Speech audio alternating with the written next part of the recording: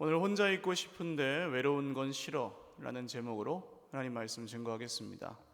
무슨 농담 같은 제목인데요, 제가 만든 제목이 아니고 미국의 심리학자인 피터 홀린스라는 사람이 쓴 책의 제목입니다. 요새 베스트셀러 중에 하나더라고요. 혼자 있고 싶은데 외로운 건 싫어. 모순된 말이지만 우리 마음을 적절하게 표현해주는 말인 것 같기도 합니다. 우리는 무인도에 살지 않는 한 누군가를 만나야 되고, 또 누군가와 일도 함께 하거나 또 함께 살기도 해야 됩니다. 가깝지 않은 사람들은 괜찮아요. 별로 친하지 않은 사람들, 많이 안 만나는 사람들은 괜찮아요. 그런 사람들은 그냥 적당히 알고 적당히 지내면 돼요. 근데 문제는 가까이 있는 사람들이, 가까운 사람들이 우리를 혼자 있고 싶게 만들 때가 많다는 겁니다. 그런데 성경을 보시면 의외로 믿음의 위인들, 우리의 선배들이 그렇게 가정생활이 다들 순탄하지가 않습니다. 가까운 사람들하고 관계에서 그렇게 본을 보이지 못합니다. 예를 들어서 아브라함은 자기 목숨을 건지기 위해서 아내를 누이 동생이라고 속여서 팔아 넘겼죠. 선물 많이 받고 그랬어요. 저는 사라가 아브라함보다 더 위대하다고 생각합니다. 자기를 팔아먹은 남편하고 평생 살았잖아요. 포기하지 않고. 대단하죠. 2번이나. 이삭의 가정은 편이 갈라져 있었습니다. 아버지는 형을 좋아하고 엄마는 동생을 좋아하니까 맨날 싸우고 결국 원수되죠. 나중에는 화해하긴 하지만 민족 대대로 싸웁니다. 야곱의 가정은 이제 부인이 많으니까 서로 경쟁하면서 또 자식들도 많고, 자기 큰아들이 자기 부인 중에 한 명하고 동침하죠. 또 큰 형들이 동생을 노예로 팔아먹죠. 죽었다고 아버지한테 거짓말하고. 야곱은 또 외삼촌이 자기 다니는 회사 사장이었는데 월급을 떼먹고 그랬습니다. 갑질당한 거죠. 믿음의 위인들인데 또 자녀를 잘 못 키웁니다. 잘 아시는 사무엘 선지자의 아들들은 사무엘 같지 않았습니다. 또 선한 왕으로 유명한 히스기야라는 왕이 있는데요, 이 사람의 아들은 유다 왕조 전체를 통틀어서 가장 악하기로 이름난 므낫세라는 왕이었습니다. 그러니까 하나님의 사람들이 왜 이렇게 가까운 사람들과의 관계에서 실패하느냐는 거죠. 왜 이렇게 실수를 많이 하는 걸까요?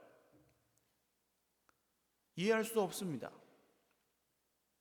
근데 한편으로는 이해할 수 있습니다.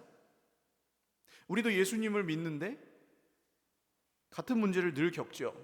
가족들을 사랑하지만, 내 목숨이라도 줄 수 있을 만큼 사랑하지만 가족들 때문에 힘든 것도 많습니다.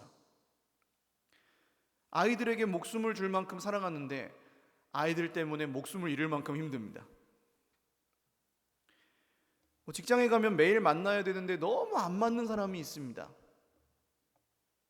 부모님 밑에서 태어났는데 부모님이 마음에 안 들 수도 있고요.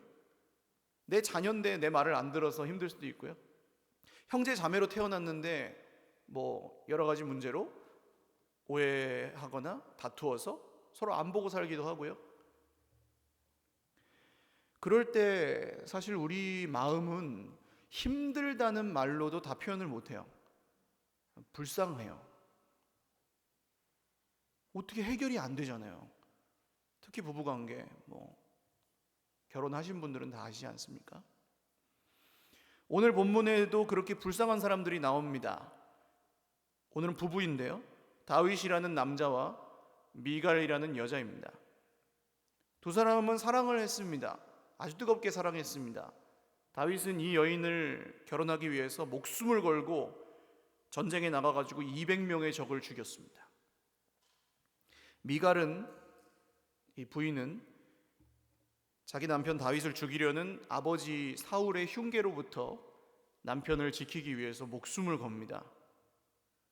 그리고 나서 이제 잠시 이별을 했다가 그 사이에 안타깝게도 여자는 재혼을 했고 이 남자도 다른 부인들이 생겼습니다. 그러나 서로를 잊지 않았던 두 사람이 다시 만났습니다. 그리고 오늘 부부싸움을 하고 있습니다.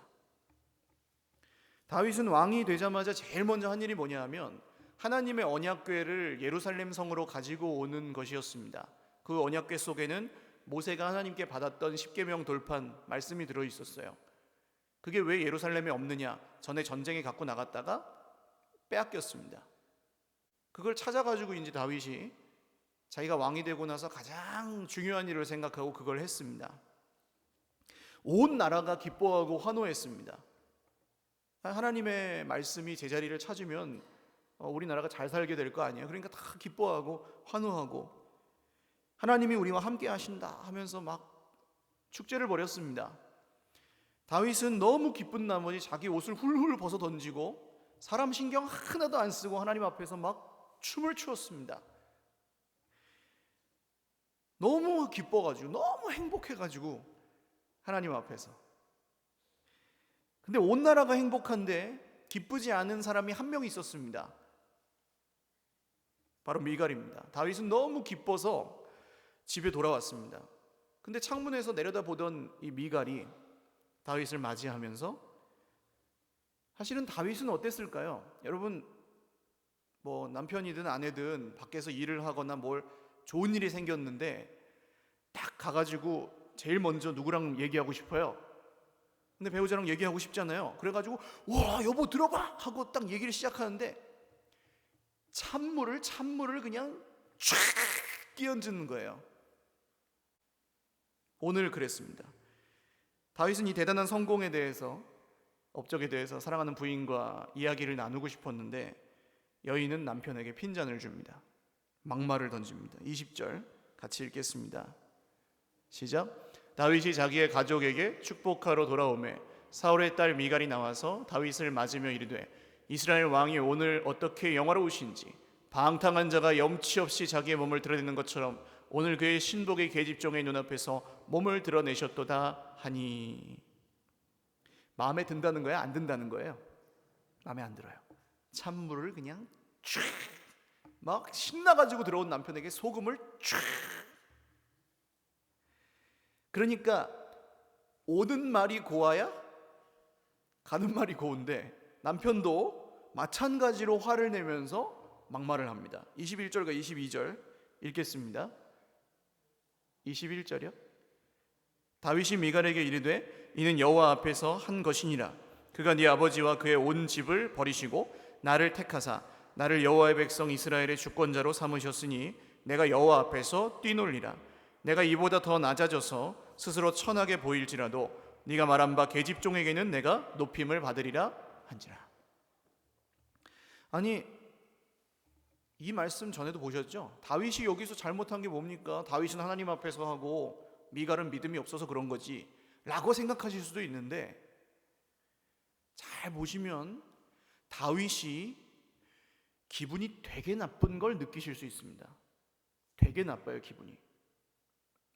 왜냐하면 하나님이 네 아버지와 그의 온 집을 버리셨고 나를 택하셨다는 말 때문입니다.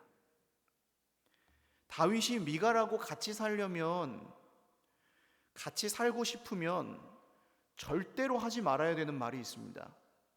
그게 이 말이에요. 아무리 사실이라도 함께 살려면 하지 말아야 될 말이 있어요.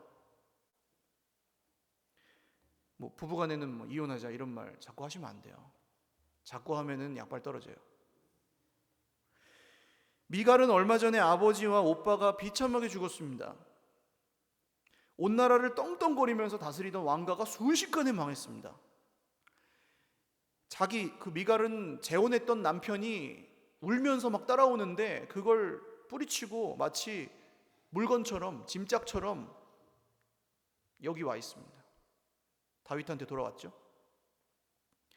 근데 왔더니 다윗에게는 이미 다른 여자들이 많아요. 이럴 거면 나를 왜 불렀어? 그냥 그 남편이랑 살게 두지 라는 생각을 했을까요? 안 했을까요? 보통 사람이니까 했겠죠. 이 여자가 얼마나 불쌍합니까? 집안이 망했죠. 살던 데서 마치 그냥 물건 취급하듯 이렇게 데려왔죠. 남편이 사랑도 안 해주죠. 근데 남편이 기분 나쁘다고 하나님이 네 집을 버렸고 네 아버지를 버렸다, 이 말을 대놓고 하는 거예요. 무자비하게. 근데 성경을 보시면 다윗은 어떤 사람입니까? 하나님의 마음에 합한 사람. 제가 지금 이 설교를 하면서 나중에 다윗을 뵈면 좀 사과를 드려야 될 것 같기도 한데요.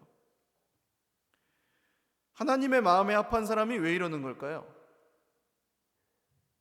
우린 여기서 하나님의 마음에 합하는 것이 무슨 구름 위의 천사 같은 존재가 되는 게 아니라는 것을 알 수 있습니다. 하나님의 마음에 합한 사람도 실수를 해요. 하나님의 마음에 합한 사람도 기분 나쁠 수 있어요. 하나님의 마음에 합한 사람도 화를 낼 수 있습니다. 물론 그래도 되는 건 아니죠. 그래서 이렇게 미화하지 않고 포장하지 않고 이 부부싸움이 그대로 쓰여 있는 겁니다. 근데 그 결과는 참담하죠. 23절 말씀을 같이 읽겠습니다. 시작. 그러므로 사울의 딸 미갈이 죽는 날까지 그에게 자식이 없으니라. 아멘. 아멘 하기에 너무 안타까운 말씀이에요. 이거 미갈이 잘못해서 그랬다고 하기에는 이 여인의 인생이 얼마나 비참합니까? 미갈은 자식을 낳지 못합니다. 생명을 낳지 못합니다. 여러분, 사랑하지 않으면 생명을 낳지 못하죠. 사랑하지 않는데 생명이 태어나면 저주죠. 그리고 더 이상 미갈은 성경에 등장하지 않습니다. 저는 아마도 다윗이 미갈에게 정남이가 떨어졌을 거라고 봅니다. 그리고 미갈도 다윗을 향해서 마찬가지였다고 생각합니다. 그래서 서로 안 본 거죠. 근데 쫓아냈다는 말은 없어요. 그러니까 같은 집에 살기는 사는데 그냥 같은 집에 사는 거예요. 우리는 갈등이 생길 때 이런 유혹을 받습니다. 그냥 마음을 닫고 사는 겁니다. 적당히 할 만큼만 하면서 관계를 포기하는 겁니다. 실제로 멀어지거나 헤어질 수도 있죠. 떠날 수도 있죠. 근데 사람들 보는 눈도 있고, 그러려면 복잡해요. 이 소송도 해야 되고 막 힘들어요. 그러니까 그렇게 못하고 그냥 적당히 대하고 적당히 사는 겁니다. 편하다고 생각을 할 수도 있는데 그건 그냥 잠시지 좋지는 않죠.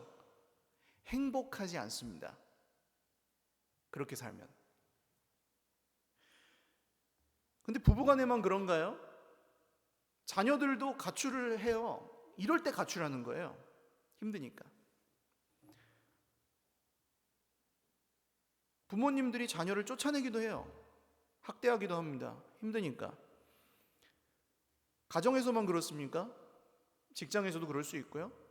심지어는 교회에서도 이런 문제가 생길 수 있습니다. 갈등이 생겼을 때 그냥 피하고 내버려 두고 적당히 대하고 거리를 두고 힘드니까, 아프니까. 그런데 성경은 재미있게도 이 문제가 우상숭배의 문제라고 고발을 합니다.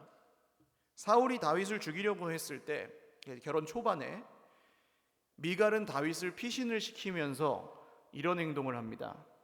사무엘상 19장 12절과 13절 같이 읽어보겠습니다. 시작. 미갈이 다윗을 창에서 달아내리매 그가 피하여 도망하니라. 미갈이 우상을 가져다가 침상에 누이고 염소 털로 엮은 것을 그 머리에 씌우고 의복으로 그것을 덮었더니, 이 말씀을 그냥 미갈의 사랑이라고 저는 전에는 봤는데 오늘 이 부부싸움, 이 말씀이 부부싸움이라는 것을 묵상하면서 이 말씀을 보니까 다윗하고 미갈하고 사는 집에 왜 우상이 있지? 다윗은 하나님 마음에 합한 사람이잖아요. 다윗하고 미갈하고 사는 신혼집에 왜 우상이 있냐고요. 이해가 안 가는 일입니다. 미갈이 몰래 감춰놨던 건지. 근데 어쨌든 미갈이 남편의 자리에다가 뭘 갖다 놓습니까? 우상을 갖다 놓습니다. 물론 병사들의 눈을 속이기 위해서 한 일이지만 다윗과 미갈이 사는 신혼집에는 우상이 있었어요. 성경은 미갈이 다윗을 얼마나 사랑했는지를 두 번이나 반복해서 말합니다. 이 여자는 목숨을 걸고 자기 남편을 살려요. 아버지를 배신하고 남편을 택해요. 엄청 사랑하는 거죠. 그러나 그 사랑이 우상 숭배에 가까운 사랑이었다는 겁니다. 그 증거가 이제 오늘 사건으로 드러납니다. 우상 숭배는 우상이 나한테 내가 원하는 걸 해주지 않으면 바로 돌변합니다. 그래서 그 우상을 공격하고 박살내고 다른 우상을 찾습니다. 어떤 영화에서 제가 본 건데 점점 무당이 이제 맞추면 막 따라가가지고 굿도 하고 막 무당도 방언하거든요. 막 그걸 또 옆에서 굿 보면서 막 따라하고 그러는데 그 다음에 딱 못 맞췄어요, 무당이. 그러니까 바로 뭐라고 하는지 아십니까? 야, 고소해! 그러더라고요. 맞춰주면은 막 다 따라하는데 그걸 안 주면 바로 고소해. 미갈은 다윗이 자기가 원하는 걸 주지 못하게 되었을 때 변했습니다. 마음이 사랑하기를 포기했습니다. 성경은 이것을 우상 숭배라고 말합니다. 다윗도 마찬가지예요. 다윗은 자기 왕권을 확립하기 위해서 이 사울 왕가의 남은 사람들하고 조약을 맺는데요. 그때 조건이 미갈을 데려오라는 것이었어요. 사무엘하 3장 14절과 15절을 세 번역으로 한번 읽어보겠습니다. 시작. 그런 다음에 다윗은 사울의 아들 이스보셋에게 사람을 보내어서 이렇게 전하였다. 나의 아내 미갈을 돌려주시오. 미갈은 내가 블레셋 사람의 포피 100개를 바치고 맞은 아내요. 그러자 이스보셋이 사람을 보내어서 미갈을 그의 남편인 라이스의 아들 발디엘에게서 빼앗아 오도록 하였다. 나의 아내요라고 말은 하지만 사실은 물건 취급합니다. 사람을, 미갈을. 내가 블레셋 사람의 포피 100개를 바치고 산 나의 아내요. 그런 얘기죠. 샀다는 거예요. 내 거다. 그랬더니 다른 사람도 마치 물건 빼앗듯 재혼한 남편에게서 미갈을 뺏어옵니다. 남편이 울면서 따라와요. 다윗은 이걸 사랑이라고 생각했을 수도 있지만 사실은 미갈의 입장에서는 전혀 사랑이 아니었죠. 사람에게 과도하게 기대하고 애정을 쏟는 것도 우상숭배가 될 수 있고 사람을 인격적으로 대하지 않는 것도 우상숭배가 될 수 있습니다. 그리고 우상은 나를 갖고 놀게 되어 있습니다. 이 사람 문제로 하면은 어떤 사람하고 좀 문제가 생기면 그것 때문에 기분이 나빠서 밤에 잠이 안 온다. 밥맛이 없다. 아무것도 못한다. 그것 때문에 힘들어서. 하나님 생각도 심지어 안 나고. 그럴 때 그 사람이 나의 뭐예요? 우상인 거죠. 그 문제, 그 갈등이 내 삶을 막 쥐고 흔들고 있는 거죠, 지금. 그럴 때 하나님이 소용이 없는 거죠. 그럴 일도 아닌데, 내가 그걸 아는데, 그런데도 어떻게 안 되는 마음 경험해 보셨는지 모르겠습니다. 부부관계만 그렇지 않아요. 자녀들 때문에 그렇게 되기도 하고 부모님을 모시는 것도 당연한 일이지만 쉽지는 않습니다. 직장에서 매일 만나는 사람이 그런 대상일 수도 있고 심지어는 교회에서도 그런 일이 일어날 수 있어요. 다윗도 그랬는데요. 그런데 이 모든 것들이 사실은 우상숭배라는 거죠. 우리가 사람과의 갈등을 통해서 겪는 그런 감정들이 우리 속에 숨어있는 우상숭배입니다. 하나님보다 내가 좋아하거나 싫어하는 그 사람이 계속해서 생각나고 그게 내 삶을 주관하는 것. 그러면 하나님은 이 문제를 어떻게 보셨을까요? 우리는 문제를 보면 어떻게 생각합니까? 문제는 어떻게 하셔야 돼요? 해결하셔야 되죠. 풀어야 되죠. 우리는 그렇게 봐요. 문제가 생기면 해결을 해야 되고 풀어야 된다고 봐요. 근데 하나님은요? 하나님은 그러니까 우리는 문제를 풀어야 되는 거니까 문제가 누구 때문에 생겼는지를 먼저 생각하죠. 그러니까 보통 이 말씀을 보시면 다윗은 잘했고 미갈이 잘못했으니까 그래도 싸다 이렇게 본다고요, 우리는. 근데 하나님은 어떻게 보십니까? 하나님은 그냥 모두를 불쌍하게 보십니다. 다르죠. 우리는 사람을 문제로 보고 하나님은 사람을 사람으로 보세요. 우리는 갈등이 생기면 사람을 물건 취급하고 문제 취급해서 피하거나 포기하거나 헤어지거나 적당히 대하거나 이렇게 한다니까요. 근데 주님은 어떻게 하십니까? 증거가 있어요, 증거가. 주님은 우리는 함께 갈 수 없는 사람들을 도저히 못 살겠다 하는 사람들을 그렇게 하잖아요.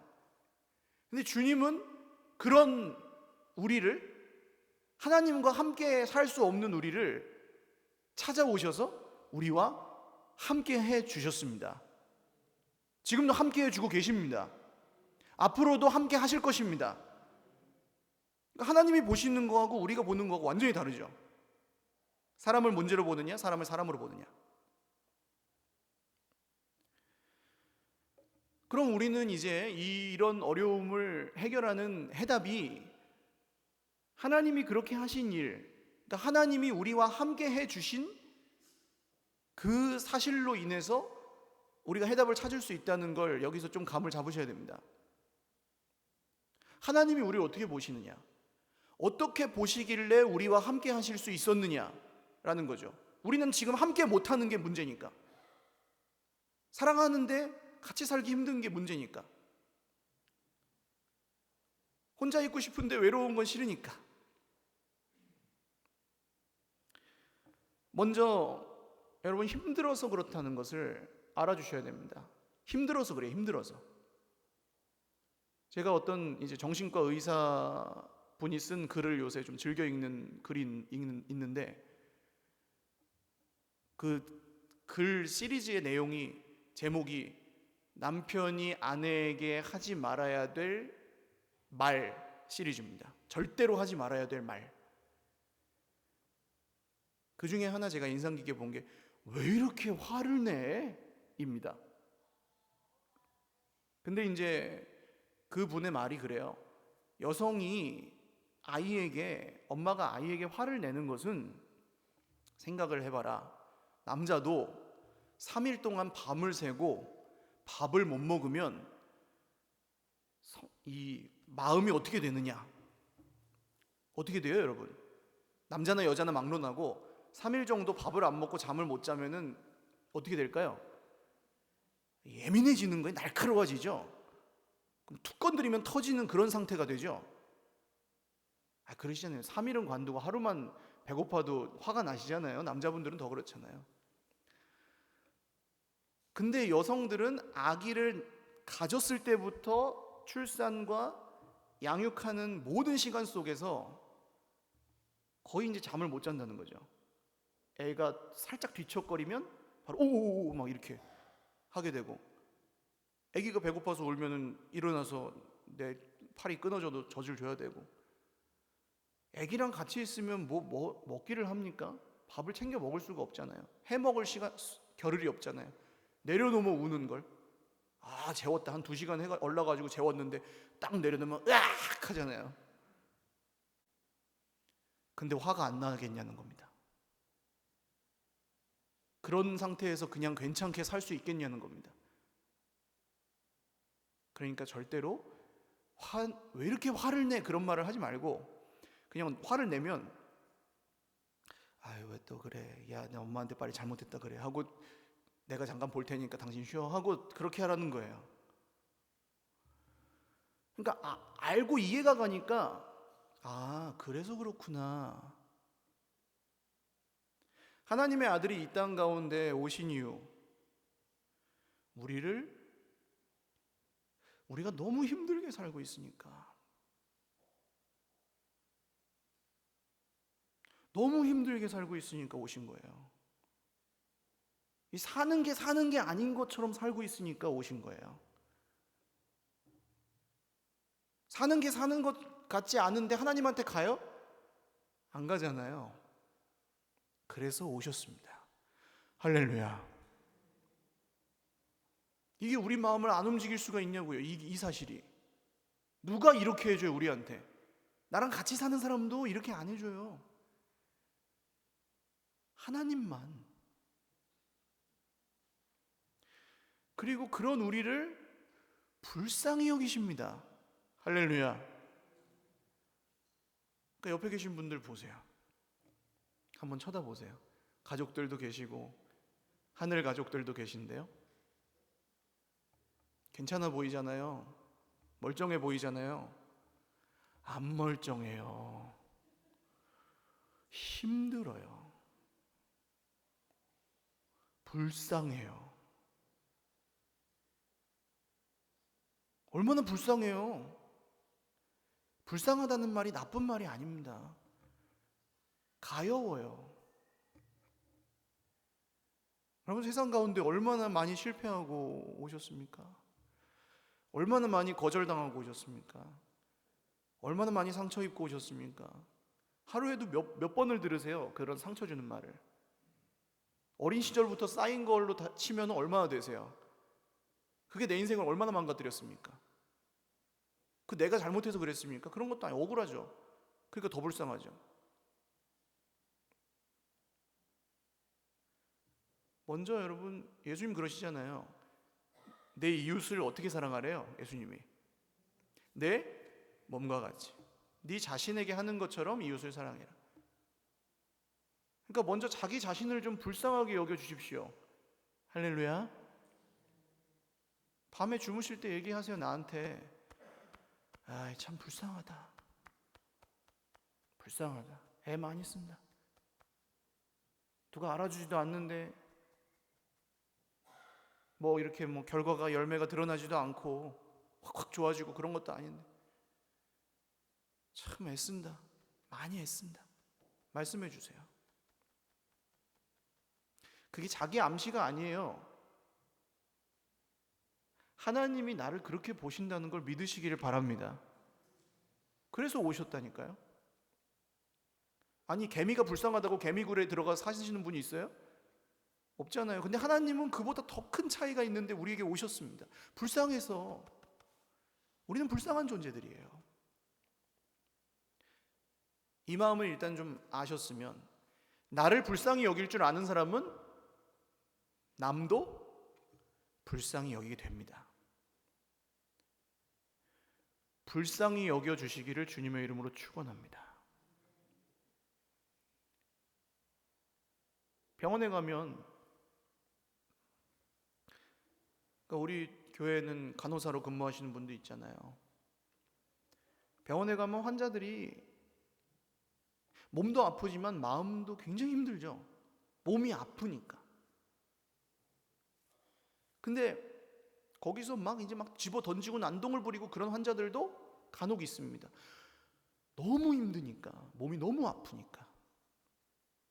근데 그걸 보면서 의사나 간호사 선생님이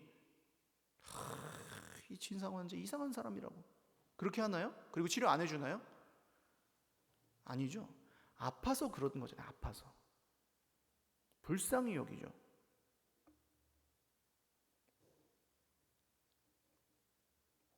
우리가 누군가 병문안을 가서 아유, 네가 그렇게 살더니 아무거나 먹고 운동도 안 하고 관리도 안 하고 그렇게 살더니 그거 봐라, 이렇게 얘기하나요? 그렇지 않습니다. 불쌍히 여겨야죠. 그래서 우리가 서로를 불쌍히 여기기 시작하면 하나님께서 그 가운데 하시는 일들이 있습니다. 반드시. 할렐루야. 옆에 계신 분들과 한번 인사 나누시죠. 불쌍히 여겨주세요. 내가 왜 불쌍해? 난 안 불쌍해 하시는 분들은 남도 불쌍하게 여기지 못해요. 우리가 얼마나 가엾고 불쌍한지를 스스로 알아줄 때 다른 사람에게도 그렇게 할 수 있습니다.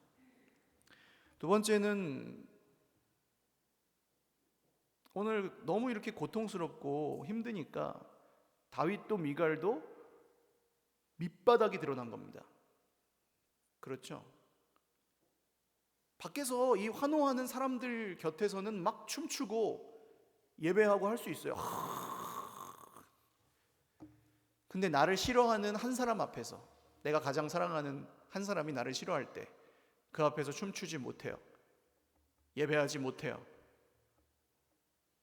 밑바닥이 드러난 겁니다. 숨겨놓은 밑바닥이, 본 모습, 민낯, 화장 안 한 얼굴, 가면 쓰지 않은 얼굴이 드러난 거죠. 밑바닥이 드러날 때, 내 밑바닥이 드러나고 그 사람의 밑바닥이 드러날 때 너무 놀라지 마시기를 주님의 이름으로 축원합니다. 너무 판단하고 정죄하지 마시기를 주님의 이름으로 축원합니다.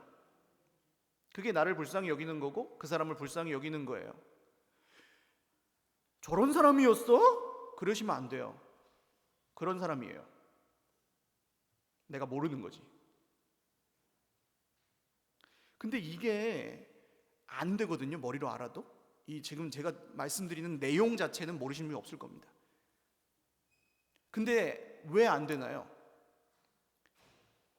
우리 마음이 그렇게 가질 않아요. 아까 말씀드렸다시피 그걸 우상으로 삼지 하나님 아버지의 사랑으로 사랑합니다 이렇게 안 돼요. 그럼 어떻게 할까요? 이렇게 생각해 보십시오. 저 사람이 내 모든 걸 다 안다면,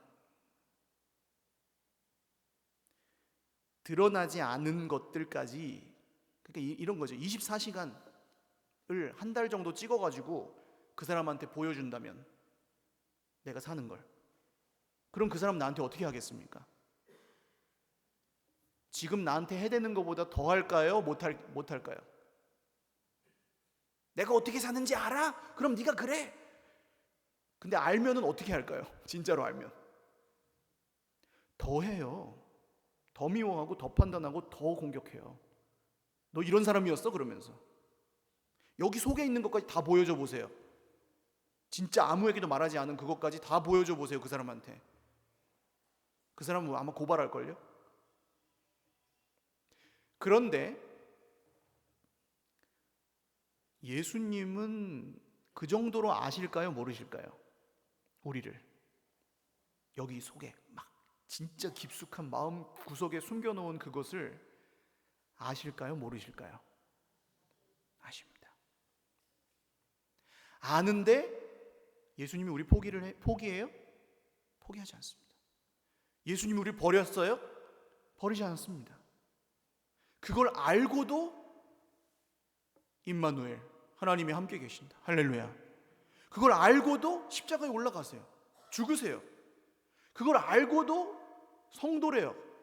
그걸 알고도 내 아들이래요. 그걸 알고도 내 형제래요. 그걸 알고도 내 자녀, 가족이래요. 할렐루야. 우리가 받은 게 얼마나 큰지, 얼마나 놀라운지, 얼마나 영광스러운지 깨달으실 수 있기를, 믿으실 수 있기를 주님의 이름으로 축원합니다. 그러면 이제 조금 그럴 때 놀라지 않게 되는 거죠. 점점. 사랑하는 여러분, 주님이 하신 것처럼 서로를 불쌍히 여기시기를 주님의 이름으로 축원합니다. 우리가 서로를 불쌍히 여겨주면 우리는 더 이상 불쌍하지 않게 될 것입니다. 예수님이 우리에게 행하신 구원은 그런 겁니다.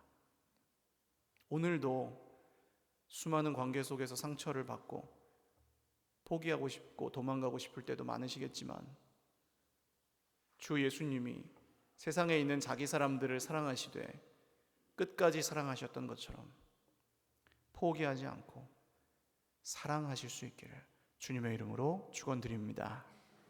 같이 찬양 한 곡 드리고 기도하겠습니다. 내가 주인 삼은 모든 것 내려놓고 우리가 인간관계 속에 알게 모르게 섬기고 있는 모든 우상들 주님 앞에 내어놓으며 나아가겠습니다.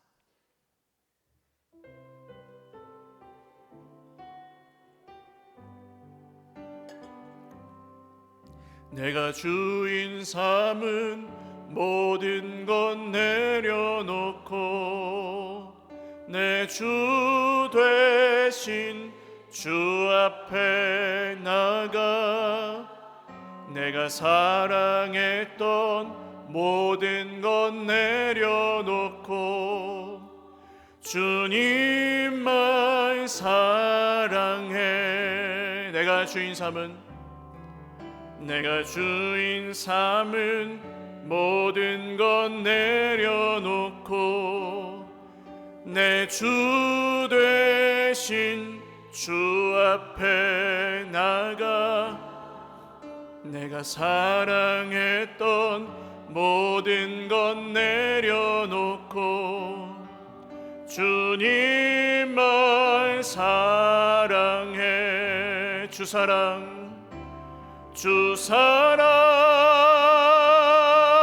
거친 풍랑에도 깊은 바다처럼 나를 잠잠케 해. 주 사랑 내 영혼의 반석 그 사랑 위에 서리. 내가 주인 삼은 모든 것 내려놓고 내가 주인 삼은 모든 것 내려놓고 내 주 대신 주 앞에 나가 내가 사랑했던 모든 것 내려놓고 주님만 사랑해. 주 사랑 거친 풍랑에도 깊은 바다처럼 나를 잠잠케 해. 주 사랑 내 영혼의 반석 그 사랑 위에 서리. 기도하겠습니다. 여러분, 죄가 무슨 사람을 죽이고 도둑질을 하는 그런 것만 죄가 아닙니다. 아담과 하와가 선악과를 먹자마자 서로를 대하는 게 달라졌습니다. 일상에서 자기 남편을, 자기 아내를 사랑하지 않고 탓하고 불평하고 원망하고 그 자식들은 서로를 죽이고 그런 게 시작이 됐습니다. 죄가 이 세상에 들어온 다음. 죄는 우리의 일상에 있지 교도소에 있지 않아요. 해결이 안 됩니다. 남편이 나를 사랑해 주는 걸 가지고 내가 사랑한다. 절대로 해결 안 됩니다. 아내가 나를 존경해 주는 걸 가지고 내가 힘이 있어서 그걸 가지고 우리가 세상에서 버틸 수 있나요? 자녀들이 내 말을 잘 들으면 버티나요? 아닙니다. 사랑을 받은 사람만 사랑할 수 있습니다. 주 예수님의 사랑을 아는 사람만 이 세상을 바꿀 수 있는 사랑을 할 수 있습니다. 주님, 오늘 다윗과 미갈처럼 불쌍한 우리를 하나님이 불쌍히 여기셔서 우리를 위하여 죽으시고 우리를 끝까지 사랑하시고 버리지 않으시는 주님이심을 믿사오니 포기하지 않게 하여 주시옵소서. 서로를 향하여 마음을 닫지 않게 하여 주시옵소서. 갈등이 생길 때 그냥 피하고 내버려 두지 않게 하여 주시옵소서. 사랑하게 하여 주시옵소서. 기도하겠습니다.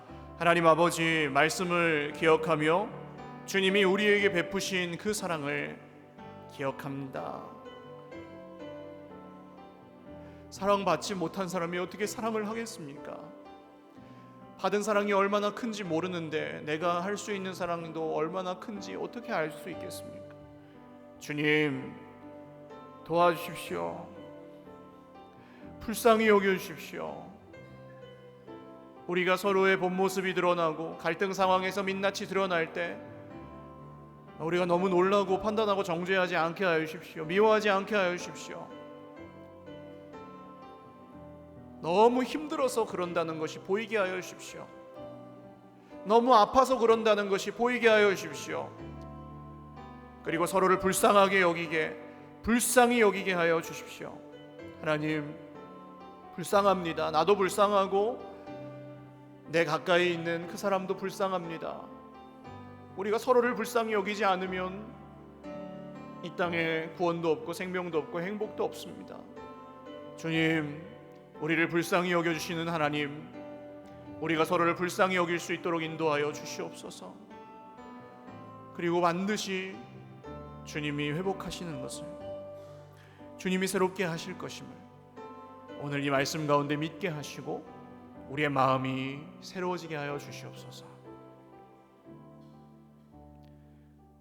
우리 한 번 더 기도하겠습니다. 오늘 말씀의 다윗과 미갈처럼 가정에서나 직장에서나 교회에서나 어디서든 이런 관계의 문제로 갈등으로 누군가에게 마음을 닫고 있는데, 그거 잘못 아닙니다. 그냥 그런 거예요. 그 닫고 있는 상태가 너무 힘든 분들, 그래서 예배도 못 드리겠고, 그래서 기도도 안 나오고, 그래서 뭐 일도 못 하겠고, 그래서 잠도 안 오고, 그런 분들이 혹시 계시다면 가슴에 손을 얹고 한번 기도하겠습니다. 가슴에 손을 얹는 이유는 우리 힘으로 해결되는 게 아니라서 그렇습니다. 저 목사도 해결해 드릴 수가 없습니다. 저는 그냥 아파요. 그런 걸 볼 때, 그런 어려움들을 겪으시는 걸 볼 때 저도 마찬가지입니다. 그러나 주님이 십자가에서 하신 일은 도저히 함께 있을 수 없는 우리를 하나님의 가족으로 삼으신 겁니다. 그래서 예수님을 믿으면 예수님이 하십니다. 오늘 주님, 우리의 깨어진 관계들이 회복되게 하여 주시옵소서. 우리가 닫고 살던 것들을 열게 하여 주시옵소서. 우리가 포기하지 않고 사랑할 수 있게 하여 주시옵소서. 기도하겠습니다. 하나님 아버지, 정말로 위기 가운데 있는 가정들이 있습니다. 하나님, 서로를 향해서 마음을 닫고 본체만체 하면서 그러면서도 고통하는 사람들이 너무 많습니다. 주님, 불쌍히 여겨주십시오. 이거는 어떻게 우리가 해결할 수가 없습니다.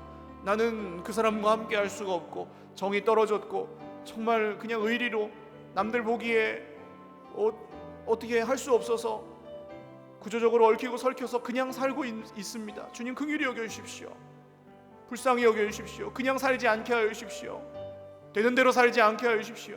몸만 같이 사는 게 아니게 하여 주십시오. 주님, 우리를 불쌍히 여겨주십시오. 회사에서 나에게 갑질을 하고 나에게 힘들게 하는 사람들, 나를 막대하는 고객들, 주님, 저 어떻게 살아야 됩니까? 주님, 우리의 말을 듣지 않는 자녀들, 내 마음을 몰라주는 배우자, 우리 어떻게 살아야 됩니까? 주님, 포기하지 않게 하여 주시옵소서. 포기해도 힘듭니다. 포기하면 더 힘듭니다. 주님, 마음을 닫지 않도록, 주님, 우리의 관계가 회복되도록 성령님 오늘 역사하여 주시옵소서. 역사하여 주시옵소서. 마지막으로 한 번만 더 이어서 기도하겠습니다. 말씀드렸듯이 우리가 우리를 불쌍히 여기지 않으면, 내가 먼저 나를 불쌍히 여기지 않으면 안 됩니다. 그냥 안 돼요. 그럴 마음이 들 수가 없어요. 나를 학대하는 사람이 남을 올바르게 사랑할 수 없습니다. 마지막 기도하실 것은 나를 위해서 기도하십시오. 자기 자신을 위해서. 하나님, 저 상처 많이 받았습니다.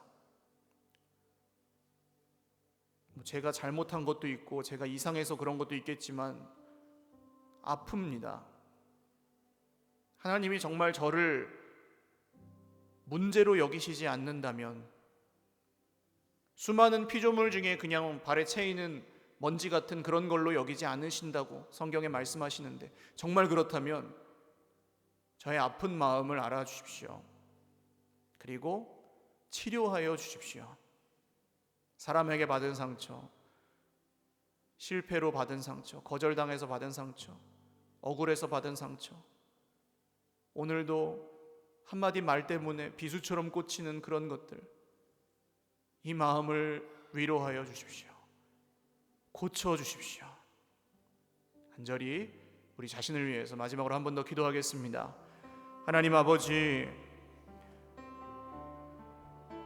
아픈 사람이 어떻게 남을 돕습니까? 아파서 도울 수 있기도 하지만, 아파서 아픔을 알 수 있기도 하지만, 주님이 십자가에 죽으시고 부활하셔서 우리를 구원하셨듯 우리가 아파서 죽을지라도 하나님의 생명으로 다시 살아나게 하여 주시옵소서. 부활의 생명으로 살게 하여 주시옵소서. 이제는 하나님이 보시는 대로 보게 하여 주시옵소서. 나 자신을 학대하지 않게 하여 주시옵소서. 과도한 죄책감에 시달리지 않게 하여 주시옵소서. 사람을 사랑할 수 있는 넉넉함이 회복되게 하여 주시옵소서. 이런 갈등 상황에서도 한번 용서하고 넘어갈 수 있는 넉넉한 마음이 생기게 하여 주시옵소서.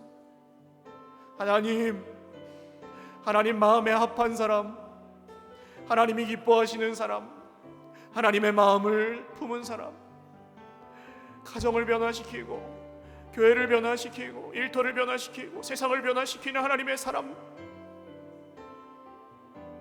그런 사람 되기를 원합니다.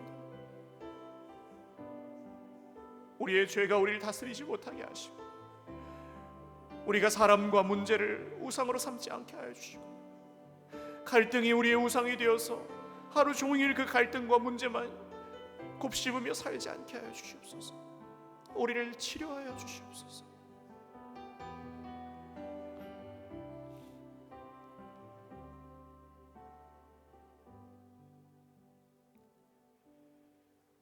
우리를 불쌍히 여기시는 하나님 아버지, 감사합니다. 감사합니다.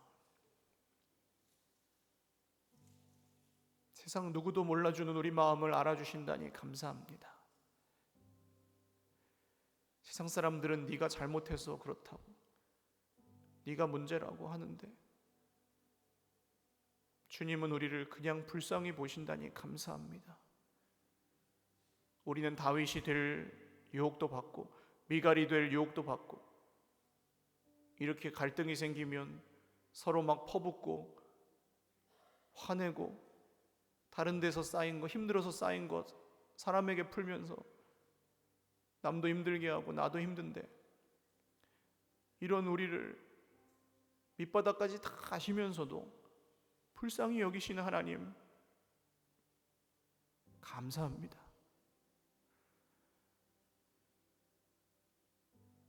오늘 우리의 형제 자매들 많이 힘듭니다.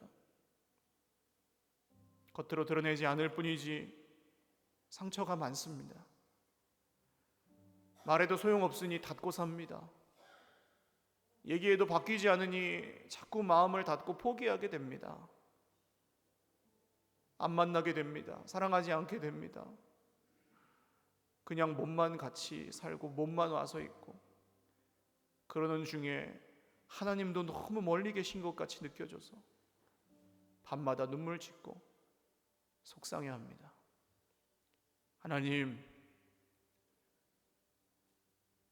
하나님께서 고쳐주시옵소서. 하나님께서 관계들을 회복시켜 주시옵소서. 풀리지 않는 마음의 상처들이 풀리게 하여 주시고, 그 무엇으로도 위로받을 수 없는 마음 아픈 것들이 주 예수님의 사랑으로 회복되게 하여 주시옵소서. 그래서 우리가 지금 당한 이 고통이 단순히 덜어지는 정도가 아니라 완전히 새로운 삶을 살고, 그런 우리를 보면서 우리의 주변 사람들이 궁금해하기 시작하고 살아나기 시작하고 하나님의 생명에 이르게 되는 구원의 역사를, 이렇게 보잘것없고 연약하지만 저희들을 통하여 이루실 것을 믿습니다. 끝날까지 포기하지 않고 주님이 하신 대로, 주님이 내게 주신 대로 사랑하고 불쌍히 여기며 살게 하여 주시옵소서. 감사하옵고 예수님의 이름으로 축복하며 기도 올리옵나이다. 아멘. 우리 하나님께 박수로 영광 돌리겠습니다.